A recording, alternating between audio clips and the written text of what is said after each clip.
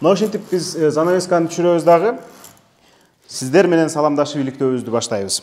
2021 жылдын февраль айынан тартып биз Media Hub коомдук фондун негиздеп сиздерге кеминде 15 иликтөөнү сунуш кылып турбуз. Алардын дээрлик көпчүлүгү коомчулук тарабынан, бийлик тарабынан өзүнүн баасын алып, реакция жасалып, ошол жердеги көтөрүлгөн маселелер кайсы бир деңгээлде аягына жетти десек болот.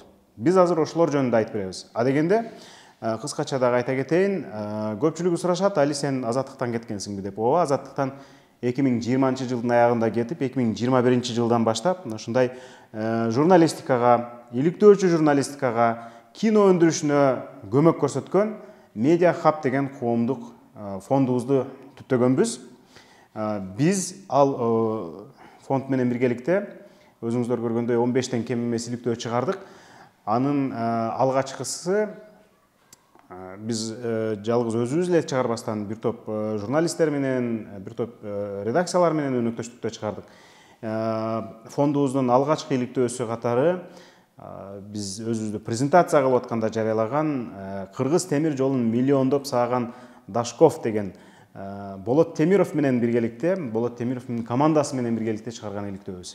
Дашковго таандык жана байланышы бар 3 фирма ал башкарган мамлекеттик ишканадан 2 жылда эле 176 миллион сомдук тендерди утканын, аны кандай жолдор менен утканын биз далилдеп бердик. Бул иликтөөдөн кийин ошол Кыргыз темир жолунан жүздөгөн миллиондорду кымырып алган Василий Дашков кызматтан кетти жана азыр түрмөдө экендигин билесиздер. Эгерде коррупция кылган болсо, ал соттолушу керек жана ошол элден уурдаган акчаларын кайра кайтарып бериши керек. Андан кийин дагы биз иликтөөлөрдү, башка дагы материалдарды, документалдык фильмдерди тартуубузду токтоткон жокпуз. Биз бирок ар бирин санап отурбастан өзөктүүлөрүнө гана токтолсок, мына ушул февралдан кийин апрель-май айларында, апрелдин аягы май айларында Баткенде абдан кандуу окуялар чыгып кетти. Коңшу Тажикстандын бийлиги аскердик агрессия менен Кыргызстанга кол салды. Ошол учурда биздин журналисттер Бишкектен дароо жетип барып, чек арадагы кырдаалды чагылдырып турушту жана кийинчерээк ал тууралуу документалдуу фильм тартышты. Машина бей. База. Жаза Кыргыза. База. Жаза Кыргыза. База.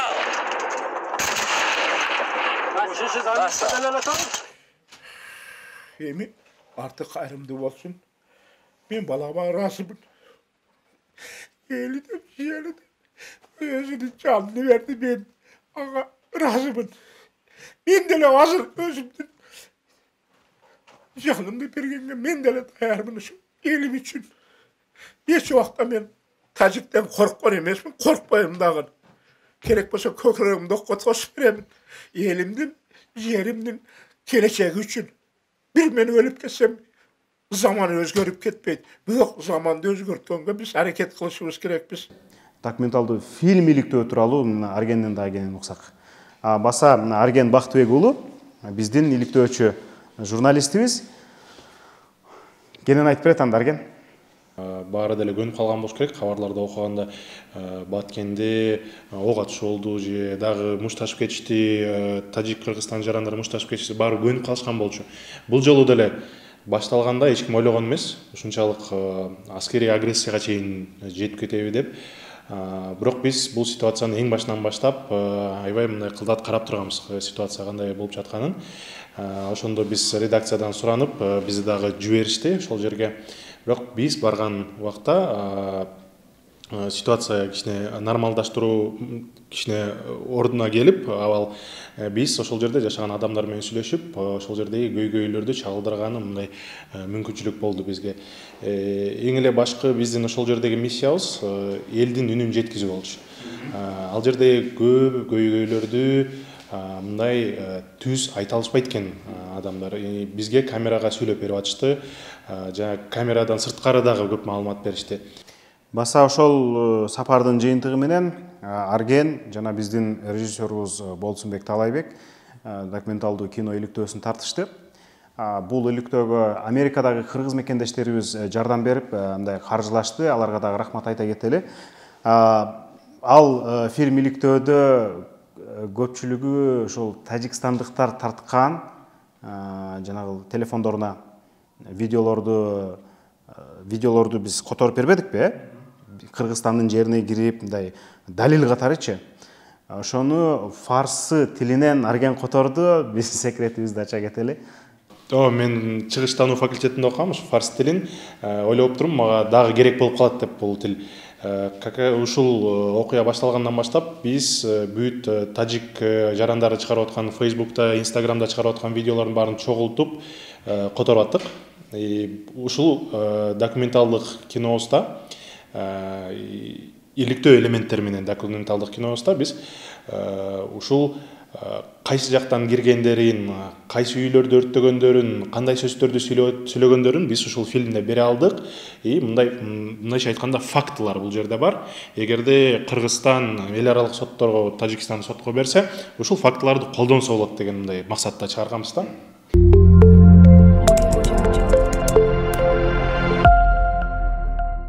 Анан биз эми кыздарыбызды тааныштырып кетели. Мынакей Мээрим Айникеева, жана ошондой эле биздин Фатима Аданова. Бул жерде отуруп алып, ошол окуялар учурунда жөнөтүлгөн материалды, Баткенден келген материалды тындырбастан ыкчам монтаждап, эфирге чыгарып турушту, социалдык тармактарга таратышты. Мен кыздарга сөз берем. Анын алдында ошол хронология боюнча биздин ошол учурда жасалган иштерибизди айтып кетели. Баткен окуясына байланыштуу андан бир айдан кийин биз ошол Баткендеги Арка айылындагы заправкалар тууралуу иликтөө чыгардык. Мен жана айткандай эле, бул жерде Оштогу ТМЖ каналынын журналисти Арген Нуров менен биргеликте чыгардык ал иликтөөнү. Анда кандай болду? Баткендин Арка деген чакан айылында 15 заправка бар экен. Ал айыл Тажикстан менен чектешет. Кыргызстанга Орусия берген, жанагы беспошлинный деп берген арзан бензинди алып барат дагы, ал жерден тажикстандык машинелерге сатып турушкан. Эми бензин менен жер сугарбайт, бензин менен дуал уруп үй салбайт. Анда эмне үчүн чакан айылда 15 май куючу жай курулган? Алар кимдики? Кыргызстандан Тажикстанга контрабандалык жүк өтүп атат деген ызычуулар күчөгөн учурда биз ушул маселени иликтеп көрүүнү эп көрдүк.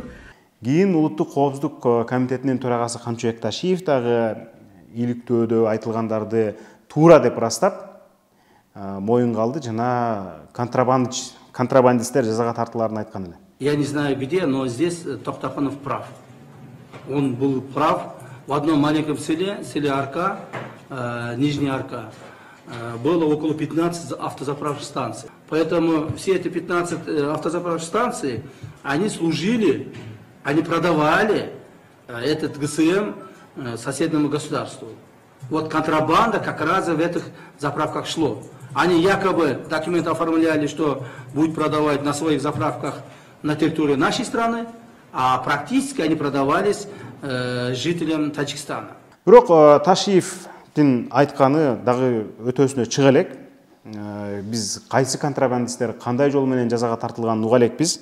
Ошол иликтөөбүздө ошол жердеги чек арадагы заправкалардын ээлеринин айрымдары Жогорку Кеңештин депутаттары жана алардын жакындары экендигин ачык айтып берген болчубуз. Атынан бери ине жибине чейин тилекке каршы алар кылыгый шайбастан жүрүшөт. Атүгүл кээ бирлери Жогорку Кеңешке шайлоодо талапкерлигин коюшту. Мына ушундай достор.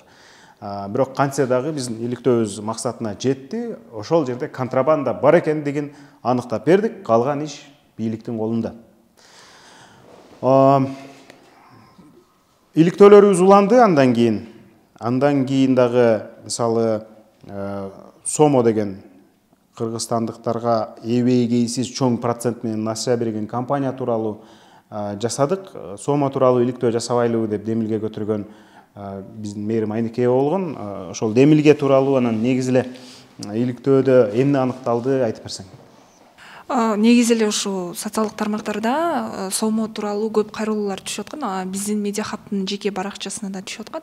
Анан биз ошо компанияны кызыгып ачып карап көрсөк, ошо түпкү ата теги чет элдик компания болуп чыкты да. Аны офшордук компания экенин ошо Арген Бактыбек уулу аныктап чыкты. Анан биз ошо бизге кат жазган адамдарды чакырып, студиябызга чакырып сүйлөшсөк, алар ушундай ыйлап пайыздык чейни мындай ойго келбегендей деңгээлде өсүп атат деп аябай айтты. Анан бул нерсени сөзсүз айтып чыкпаса болбойт экенин билдик. Себеби сомонун көзөмөлдөгөн ошо Мамфин көзөмөлдөп койсо, ошол жерге дагы ошо жабыркагандар кайрылса, алар эми мындай арыз жазгыла, карасак карайбыз, карабасак карабайбыз дегендей мамиле кылып койушкан экен. Анан ошол себептен андай бул нерсени демек иликтөө кылып чыгарыш керек экен. Бул жакта ачыктан ачык мыйзам бар экен деп анан демилгелеп, анан барыбыз ошо сиздин колдооңуз менен, жардамыңыз менен анан алып чыктык. Анан мунун жыйынтыгы абдан жакшы болду. Мамфин көзөмөл өзү мойнуна алды, шалакылык кылып көзөмөлдөбөй жатканын айтышты. Дароль бул Сомо компаниясынын лицензиясын алышты. Ашыкча лицензиясын токтотушту 3 айга. Ооба, лицензиясын токтотушту. Текшерүү иштери бүгүнкү күнгө чейин жүрүп жатат. Анан ушу жарандар ыйлап жаткан жана ашыкча үстүк пайыздары жокко чыкты. Бүгүнкү күндө ошо карыз алган жарандар баштапкы суммасын гана бере алышат, төлөй алышат. Ушуну жокко чыкты деп биз дагы бир эскерте кетели. Госфиннадзордун бакыйган чиновниктери айтып атышат. Госфиннадзор айтып атат. Демек адамдар барып эле ал жерге арыз жазып, мен мыйзамсыз проценттерди жана мыйзамсыз пениясын төлөй албайм. Булар мага мыйзамсыз зайым берген. Мен ошондуктан берген займын эле кайтарам дагы, кутулуп кетем, мындай токтотолуу ишти ушун менен десе болот. Ал үчүн бирок Госфиннадзорго барып арыз жазыш керек экен процедура боюнча. Ооба, аны үчүн жарандар өздөрү дагы эми алган акчаны бериш керек, ал жоопкерчилик дагы болуш керек. Анан барып жарандар өздөрү арыз жазып, анан мурда үстөк пайыздарын эгер көп төлөп койгон болсо, ошонун квитанцияларын далил менен көрсөтүп берсе, анан ал баштапкы суммасынан дагы кемирин Мамфин көзөмөл өзү дагы айтып берген болчу да. Рахмат. Сомодон кийин дароо эле Акчамат деген дагы бир андан дагы ашып кеткен. Мисалы Сомонун берген зайымдарынын жылдык үстөгү 600% болсо, Акчаматтыкы 700%га жетет экен. Анан Сомодон да ашып кеткен Акчамат боюнча иликтөөнү жасап чыгарган эле Арген. Мына аз болду, аз убакыт болду. Улуттук банктан жылдын эң мыкты видео материалы деген сыйлыкты жеңип алыптыр. Кут болсун дедик. Дагы айтабыз Арген. Акчамат боюнча дагы айта кетсең. Негизи эле Акчамат иликтөөсүн биз Сомо менен чогуу эле баштаганбыз. Анткени экөө окшош мындай организация болчу, бирок темага кирген сайын биз көрдүк Сомо канча деген адамга зайым берип салган. Оңой экен зайым алыш. Анан адамдар ала бериптир. Анан карыздары өсүп баштаганда эмне болуп атканын түшүнбөй калышыптыр да. Чынында бул жерде мүмкүн мамлекеттик структуралар бир кандай көзөмөлгө алыш керек болчу, бирок андай болгон эмес. Чогуу баштаганбыз, Акчамат менен чогуу эле. Бирок тема чоң болуп кеткендиктен аны өзүнчө чыгарып, анан муну дагы өзүнчө мындай доработка кылып туруп анан чыгардык да. Акчамат 1000 сом, 2000 сом деп майда акча берет, 15 миңге чейин беришкен. Башында андан деле көп беришкен. Бирок андан түшүп, чекти чүрүп 15ге чейин жеткен экен да. Но көбүнчөсү бул компаниянын жетекчиси айтымы боюнча көбүнчө зайымдар ушул 500 сомдон мүмкүн 1000-2000 сомго чейин алышат дейт да. Бирок ушул жерден эле өзү эле айтып атат. Сизде проблема болгон зайымдар канча пайызды түзөт десем 80% түзөт дейт. Анан сурап атабыз да. Сиздин оюңуз боюнча бул мындай подозрительный бир факт эмеспи? Мүмкүн адамдар кыйналып атат, сиздин көрсөтүп аткан кызматыңар мүмкүн туура эмес деп сурасам, жок андай эмес деп айтты. Какие-то, скажем так, финансовые трудности. 80%. Не видите ли вы здесь связь с тем, что вы выдаете кредиты, не проверяя доходы? То есть они просто не могут его вернуть? Нет. Я абсолютно с этим не связываю. Бирок иликтөө чыккандан кийин алар бизди сотко беребиз деп дагы коркутуп жүрүштү, бирок беришкен жок аягы. Кантип сотко берет? Анткени өздөрү эч кандай лицензиясы жок. Эч кандай лицензиясы жок да. Мисалы, сен туруп ал эле бирөөлөргө чөнтөгөн акчаны берип, анан кийин кайра ошого үстөк пайыз кошуп берер деп эле доолоп аткандай да. Бул эч кандай акылга дагы сыйбайт, логика дагы сыйбайт. Бизге да бул кызыктуу момент болду, анткени өзүңөр билсеңер керек, азыр IT профессия эң популярдуу болуп жатат. 5 жыл мурун эң популярдуу эле профессиялар бул юрист менен экономист болчу экен. Юрист менен экономисттер. Бул жерде эмнени көрүп жатабыз? Сомо менен акчаматта. Же мындай түзүгүрөөк юристибиз жок экен, же түзүгүрөөк экономистибиз жок экен. Ушул проблеманы көрүп туруп, бул жерде адамдар азыр көптөгөн адамдар карызга батат деп айтканга мындай түзүгүрөөк ушундай эки профессионалыбыз жок экен да. Анткени юрист эмне үчүн айтып атабыз? Мыйзам жагынан мындай лазейка бар экен да, орусча айтканда. Лазейка бар экен эки компанияга тең. Сомого дагы, акчаматка дагы. Ушул лазейканы ушул юристтер бир карап ушундай болбосун деп мындай алдын ала жазап койсо болмок да. Экинчиден экономисттер өз убагында муну токтото алышкан эмес да. Ушундай бир Мен түпкү кесибим экономист, анан сен менин короомо ташыргытып атасың. Бирок биз жок дегенде иликтөө аркылуу токтотконго аракет кылып атабыз. Быйыл буюрса мындан башка дагы финансы, экономика темасына байланыштуу иликтөөбүз чыгат. 2021 жылы, 2022 жылы дагы. Анан алданбагылачы айланайын кыргыздарым деп мен айтат элем, бирок баары бир эле алдана берет экен да элдерчи. Алданат, анан алданып калдым деп кайрылат. Бизге кайрылган каттардын баардыгы Фатиманын колуна келип түшөт. Анткени баардык контакттарыбызды, элден келген кайрылууларды карап, жипке тизген шуудай кылып тизмектеп бизге жеткизген Фатима. Фатима биздин эң кенжебиз, буюрса иликтөөчү журналист кылганга машыктырып, каныктырып атабыз. Ага чейин эл менен байланышты камсыздайт. Күнүнө канча кат келет? Күнүнө аябай эле көп келет, чалуулар келет, өзгөчө Сомо боюнча көп келип атат. Эсептебейсиң? Жок, эсептегенде точно 10дон ашык келет да. Чалууларды кошпогондо, ооба. Чалууларды Сомодон келип айтышат, биз иликтөө чыгаргандан кийин ошол боюнча кайрылышат да. Сомо боюнча кайрылгандардын көпчүлүгү мен азыр жыйынтык чыкпадыбы? Ошол Госпинабзорго деле кайрылышпайт да. Келип эле мага жардам берип койгула, мен операторлор дагы деле сурап атышат, үстөк пайыздан бери төлөдүп атышат, эмне кылам, кандай кылам деп. Мындайча айтканда, журналисттердин иши бул жерде ошол маселени чагылдырып берүү.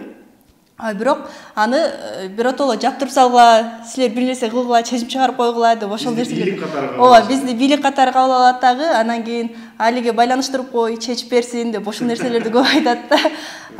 Андан сырткары дагы жанагы биз паспортты чыгардык жаңы эле. Ал боюнча дагы көпчүлүгү карабай атканын, паспорт берилбей атканын, ошондой эле ошол паспорт столдогу операторлордун эч кандай жетерлик маалымат бербейт деп ошол нерселерди көп айтып атышат бизге азыркы учурда.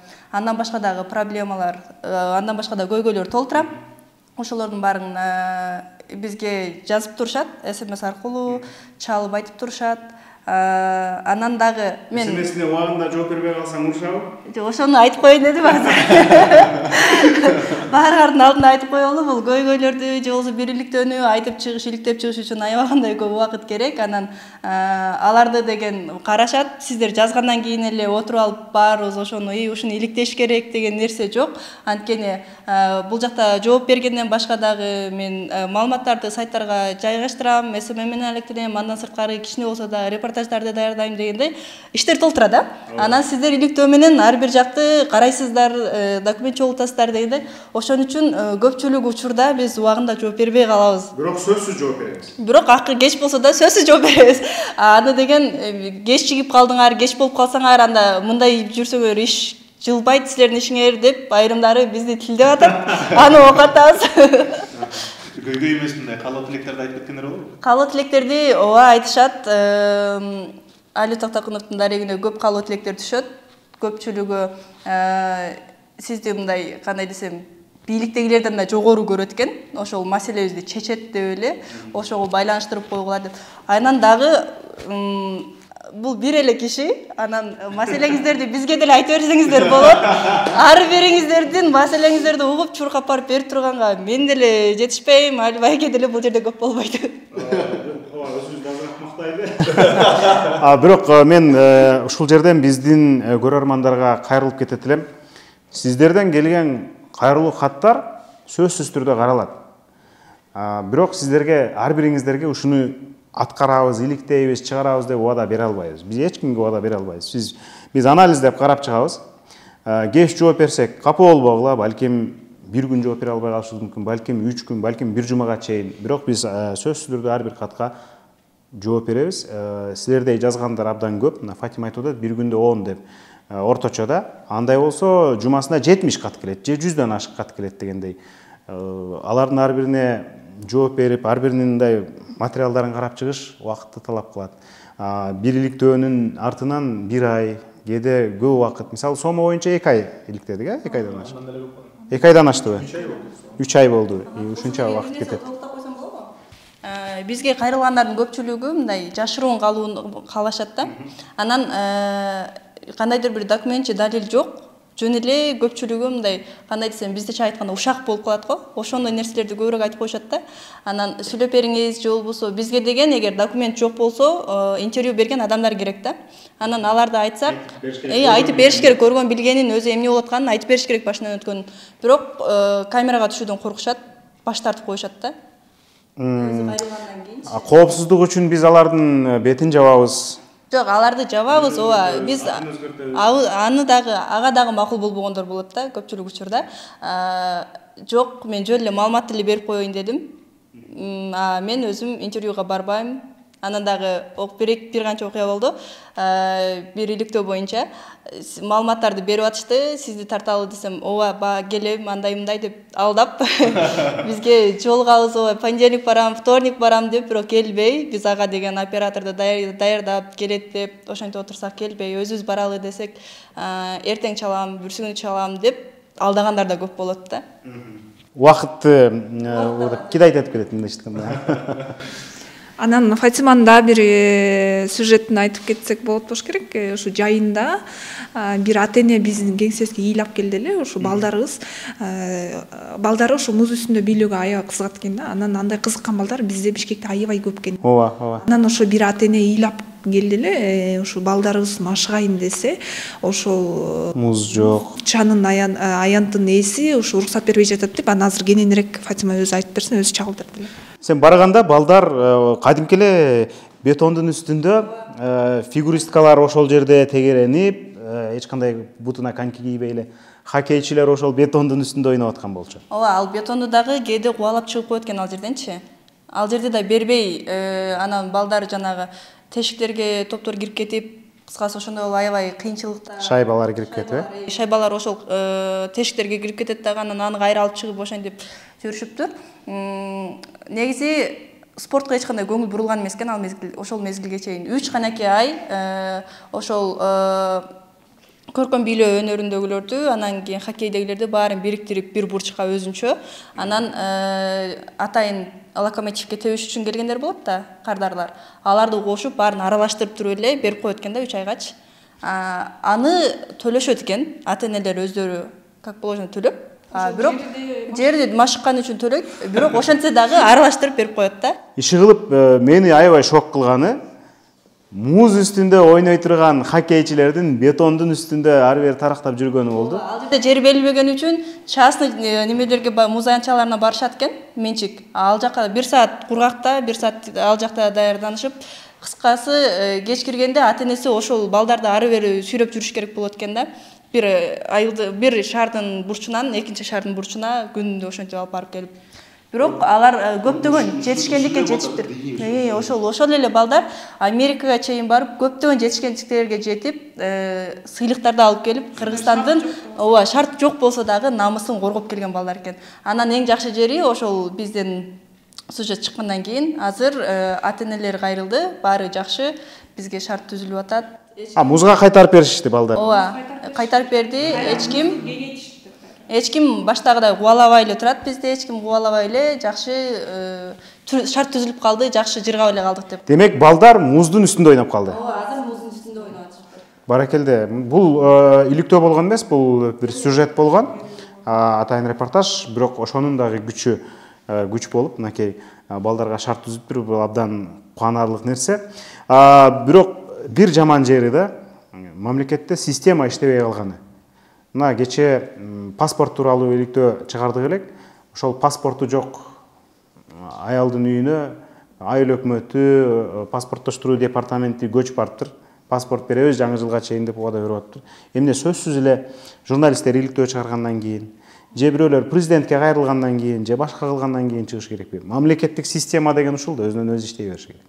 Маса паспорт жөнүндө айтып берсең. Паспорт тууралуу иликтөөнү биз жайында бир чукуп баштаганбыз. Бүт маалыматтарды чогултуп, жана статистиканын баарын толуктап, ар бир жана кылмыш иштин эмесин таап чыктык да, материалын. Жанагы мамлекеттик сайтта жанагы издөө функциясы аябай жаман иштейт экен. Ошондуктан биз башка инструмент менен киришип, ичинде содержаниясы менен бир паспорт деген сөз менен ошол 35 кылмыш ишин таап чыктык да. Бул ал оңой болгон жок да, өзү паспортко байланыштуу 35 кылмыш иши, булар сотко өткөндөр. Сотко өткөндөр, ооба. Жыл сайын бир нече 30га жакын кылмыш иши козголот экен. Бирок алардын баары канчасы сотко жетет, биз билбейбиз. Биз ушул соттун актыларынын базасынан 35 деле таап чыгалдык. Демек, жыл сайын 30 козголуп атса, сотко чейин канчасы өтөт, бул белгисиз да, бизге билбейбиз. Анын ичинен 18-inde ошол паспорт берген мамлекеттик кызматкерлер өздөрү паспортту мыйзамсыз жасап берип атат, же болбосо сатып атат, туурабы? Ошол 18-дин канчоосу жазага тартылыптыр? 18-дин бирөөсү эле гана жазага тартылыптыр. Ал 2 жыл 8 айга кесилип, жана 150 000 сом штраф төлөптүр. Калганын баары утулуп кеткен. Күнөөсү аныкталган, бирок мөөнөт өтүп кеткендиктен аларды жазадан бошотуп койушкан да. Бул ушул адилеттүүлүкпү деп ушундай суроо келет да. Жазадан бошотулду. Жазадан бошотулса, демек жасалма кыргыз паспорттор дагы көбөйө берет да. Анткени аны жасагандар жазаланбай калса, туурабы? Көбөйө берсе, биз ушуну байкадык. Террористтердин колунан чыгабы, дүйнөдөгү адамдардын колунан чыгабы, же башка шылуундардын колунан чыгабы, ал дүйнөнүн ар жеринен кармалат, анан кыргыз паспортунун рейтинги түшөт. Ансыз деле азыр рейтингибиз жакшы эмес болуш керек. Аябай абдан төмөн, 116 өлкөнүн ичинен 86-орунда экенбиз биз. Ал эмнени билдирет? Биздин жарандар чет өлкөгө чыкканда жанагы визалык мындай свободный передвижение деп коет экен, эл аралык аренада ар кайсы өлкөлөргө мындай ээн эркин кирип чыга алышпайт дегендиги да. Мүмкүн Россияга бара алабыз, Казакстанга бара алабыз, бирок эгерде бизнес кылам деп, инвестиция кылам деп, мүмкүн Европага же Америкага барам десеңер, көптөгөн мындай тоскоолдуктар болот да. Ушул эле боюнча дагы бул иликтөө чыккандан кийин дагы кайрылышты. Бизде Орусияда жүргөн мекендештер чалып, жакында эле ошол иликтөө чыккандан кийин эле ошол тажик жарандары Кыргызстандан жалпы келишиптир Жалал Абадка. Ошол эле Жалал Абадка. Ал жерден Сузактабы? Так Сузакпы, аны айткан жок, Жалал Абад областында деди. Ошол жака келип 60 000ге паспортторун жасатып, азыр Кыргызстандын паспортун көтөрүп жүрүшөт деди. 60 000 сом. Ооба. Канча киши? 12 киши деди окшойт. Бирөөлөр ошентип айтып атышат. Ооба, биздин мекендештерибиз Орусиядагы. Бирок аны далилдеш дагы бар, Муну документ нерселерди жок, документ нерселер жок, жанагы неме биздин паспорт боюнча иликтөө чыгып атпайбы? Чыккандан кийин анан комментарий кылып жазышты. чалып айтып атышат бизге. Бардык кайрылуулар мага келип атпайбы? Анан ошол жерде айтып атышат да, бизде ушундай нерсе болуп атат, анан бул жерде бирөөнү өлтүрүп койсо, же кандайдыр бир башка эле жактын жарандары, бирок паспорту кыргызстандык болуп чыгат дагы, биздин атыбыз жаманат болуп калып атат ошол жерден. Ушул нерселер дагы аябай карап койсоңор, бул кримтөөлдөрдө эле эмес, жөнөкөй эле жарандарга дагы аябай көп сатылып атат деп ошол нерселерди айтты да. Мына ошол жарандардын саламдубайын айтып атабыз. Бул видеону сөзсүз түрдө бийликтегилер дагы көрөт деп ишенебиз. Анан чечим чыгарышсын эми. Акыры бул улуттук коопсуздукка байланыштуу маселе болуп атпайбы? Эмне биздин паспортубузду көрүнгөн эле шулуун, көрүнгөн эле ар ким ала береби? Бул ыйык документ. Бул бирден бир негизги маанилүү документ. Фатима, бизге кайсыл номурлар аркылуу кайрылышса болот? Кантип кайрылышса болот? Каяктан биз менен түз байланыша алышат? Биздики негизи Медиахабтын өзүнүн номери бар. 551 менен 43 44 55. Ушул номерге WhatsApp аркылуу дагы чалып дагы кайрылса болот. Ар дайым эртең мененки 10-дон кечки 7-ге чейин ачык иштеп турат. Кайрылсаңыздар болот. Андан сырткары комментарийлерди дагы окуп турабыз. болушунча сөгүнбөгөн сөздөрдү жазбаганга аракет кылыңыздар. Баарыбыз маданиятыбызды сактайлы.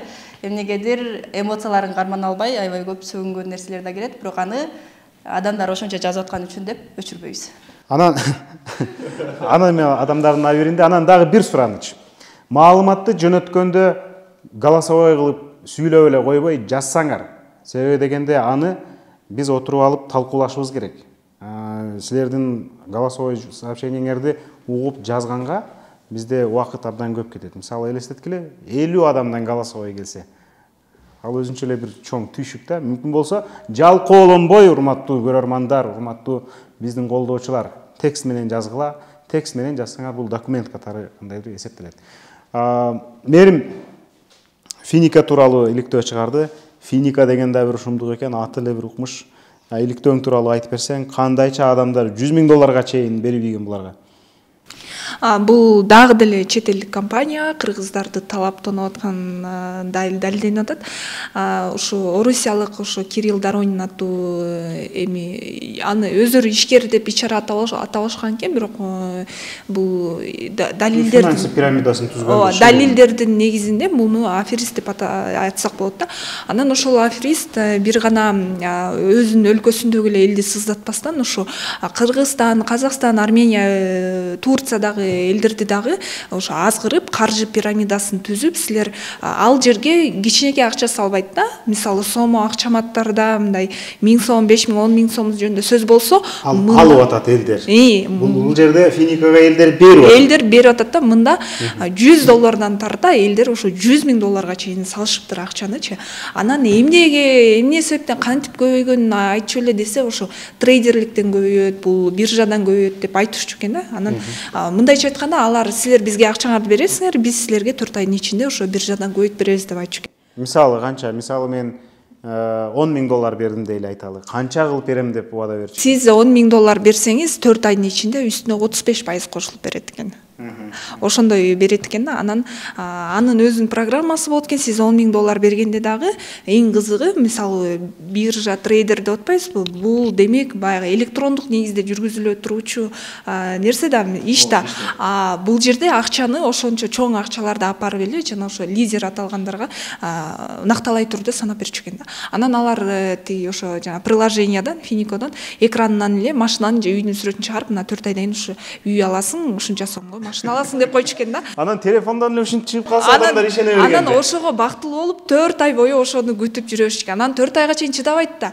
Анан дагы 13 программасы бар экен. Үй аласың, машина аласың, карыздан кутуласың, тамак ашыңа, жана башка деген сыяктуучу. Анан 4 айга чейин чыдабай кетет, тиги жакын тууганын айтат, бир тууганын айтат. Анан алар да кызыгып, үйүн сатып, машинасын сатып, кредит алып, анан ошол программаларына, түр программаларына салып ийишчү экен. Анан 1,5 кайтарып алып турбу берген акчасын? Ошол кайтарып кантип алганын эч кимиси тастыктап бере албады. Алгандарданчы, жана лидер аталгандар алып жүрчү да, үй алчу экен, машина алчу экен.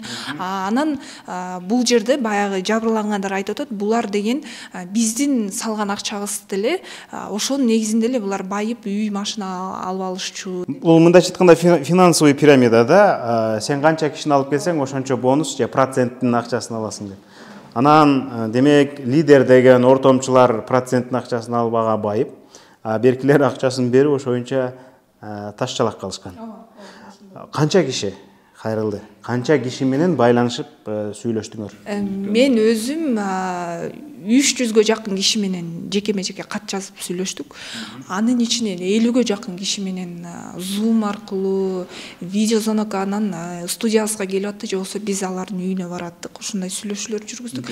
100 киши менен даана телефондон сүйлөштүк. Алар өздөрү чалып, ыйлап, ошо менде скриншоттору бар, кантип жөнөтөт, мындай смайликтер менен абалдарын түшүндүрүп жөнөтөт да. Анан мындай кызыгы ушунча чоң акча айланып атат да өлкөдөнчү. Чоң акча, калктын акчасы сырт жакка чыгып кетет атат. Ошону көзөмөлдөгөн орган жок экен. Акчасын салып берип коюп, алданып айласы курган кыргызстандыктар мына ушундай пачка документтерди чогултушуп жатышат. Бул алардын акыркы үмүттөрү десек болот. Себеби мына ушул документтерди бир бөлүгү Кыргызстандагы Орусиянын тышкы иштер министрлигине кетет, бир бөлүгү адвокаттарга, анан бир бөлүгү ушул башкы прокуратурага жөнөтүлөт экен. Эми элестеткиле, мына мэрим өзү жалгыз отуруп алып 300 адам менен сүйлөшүп атат. Анан кеминде 50 адам менен чалышып сүйлөшүп атат. Алар А дегенде эле, Чү дегенде эле арманын айтышат, толтура проблемаларын айтат. Анан абдан эмгек көп кетет. Ошондо эмгек кетирип, финикага байланыштуу биз иликтөөбүздү чыгардык. А сиз болсо бир аз убактыңызды 20 минут, 30 минутуңузду коротуп көрүп койсоңуз жана комментарий жазып койсоңуз. Биз мына айтып аткан иликтөөлөрүбүздү кыска гана өзөгүн айтып атабыз. Ушул биздин баракчабызда, каналыбызда ал иликтөөлөр толугу менен бар. Кириңиз, көрүңүз, комментарийиңизди калтырыңыз. Фатима, биз 2022 дагы иликтөөлөрдү чыгарабыз да. Кайсыл ушул теманы, ушул маселени иликтеп атабыз деп айта албайбыз, бирок кайсы багыттарды караштырып атасың азыр сен? Билим берүү тармагында бир иликтөөнү баштап атабыз. Мен алгачкы иликтөөм. Ошол.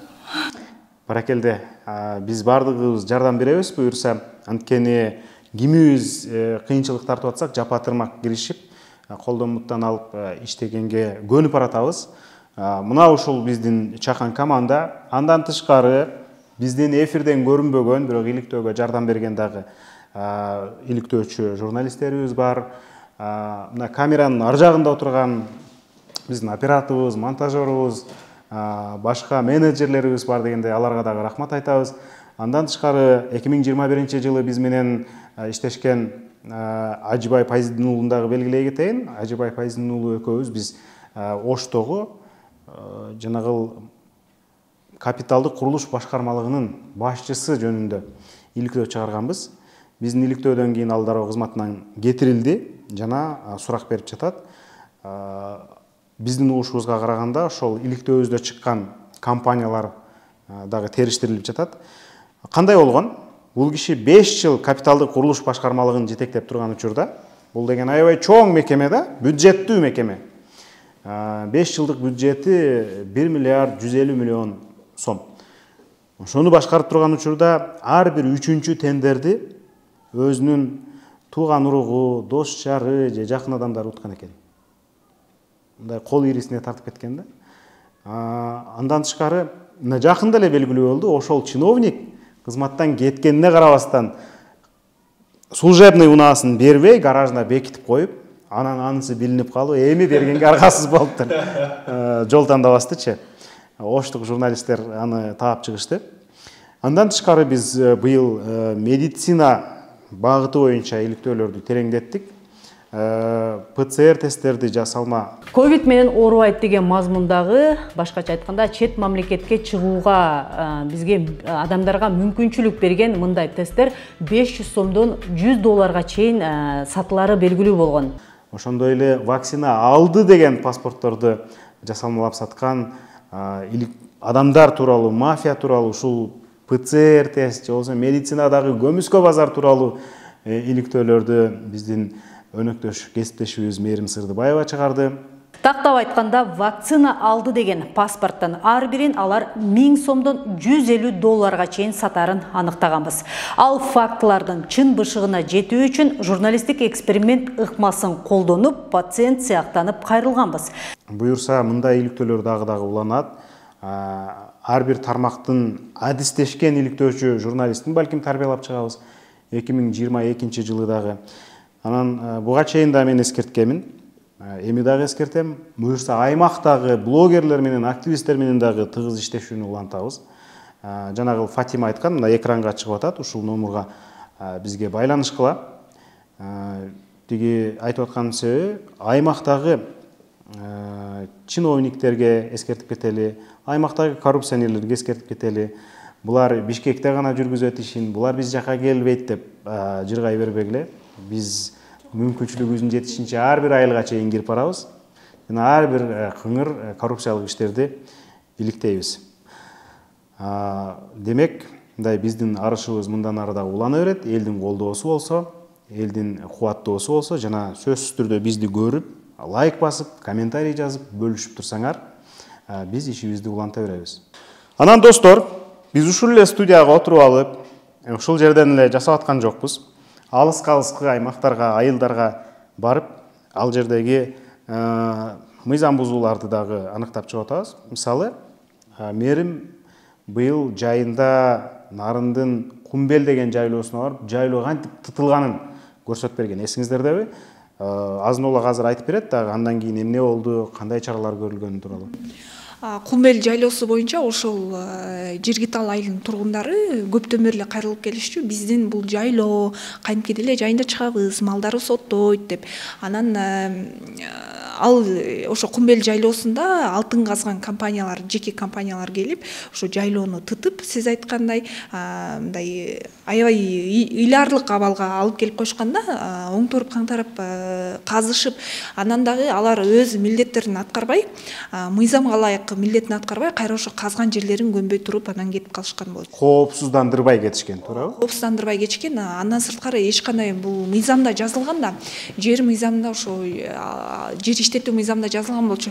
Алтын казылган аймактарда, казылган жерлерде коопсуздук эрежелерин көрсөткөн белгилер коюлуш керек деп ал жерде так жазылып турат. Жана ошондой эле ал жерде суу агат экен, анан суунун дагы мындай курамы кандай, мындай зыяндуу же зыянсызбы, аны деген мал ичип атат, ошол жакта тоого, жайлоого чыккандар ичип атат.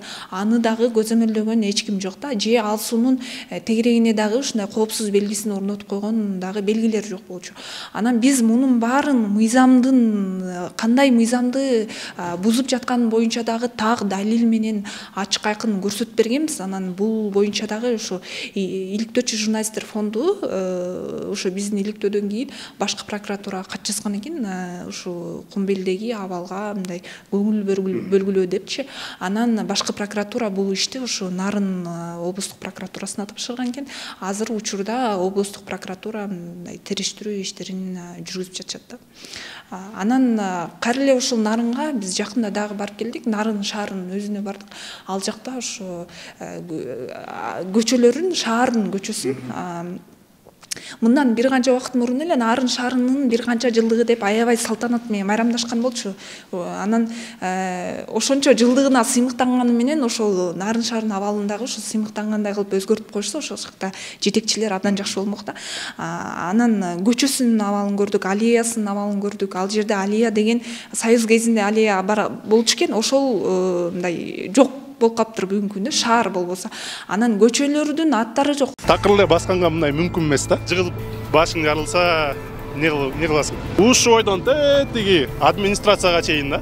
Бул жерде тротуар тим эле кой, бир жол жок экен. Костюмчан, артист кийимин кийген кандидаттар сүйүнчү биз Нарында брусчатка таптык. Мына бул жерде карагыла. Брусчатка бүттү, жетишет. Жарык жок, свет жок, прожектор жок. Мына ушундай караңгы экен. Чоң жигит, бул көчөнүн аты эмне? Билбейт экенмин. Көчөнүн аты эмне деп аталат? Не знаю, ошондой. Көчө дагы ушундай караңгы. Мына борбордук көчө, трасса. Болбосо шаар Кыргызстандагы бирден бир чоң шаар, облустун борбору. Анан ушул жерден кечирип кой сөзүң Аралжы, мен айта кетейин.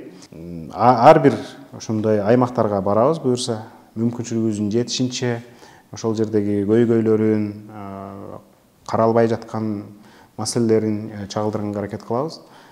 Буга чейин бизде Сокулуктун Гавриловкасында дагы проблемалар болчу, андан кийин башка дагы Аламидин районундагы маселелер боюнча чыгарганбыз.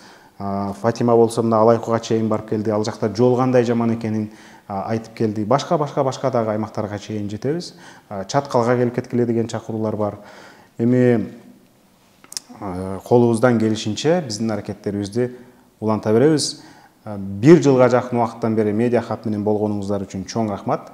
Биз дагы сиздерге ачык, калыс, чынчыл маалыматты берип, сунуштап, иликтөөлөрүбүздү тынбай чыгарабыз 2022 жылы деп убада беребиз. Кудай бурса баарыбыз аман бололу, ишибизди уланта берели. Бизге байланышыңыздар, биздин маалыматтарды бөлүшүңүздөр, комментарий жазгыла, көргүлө, анан сөзсүз түрдө каналыбызга катталгыла. Эмесе кайрадан көрүшкөнчө сак саламатта туруңуздар.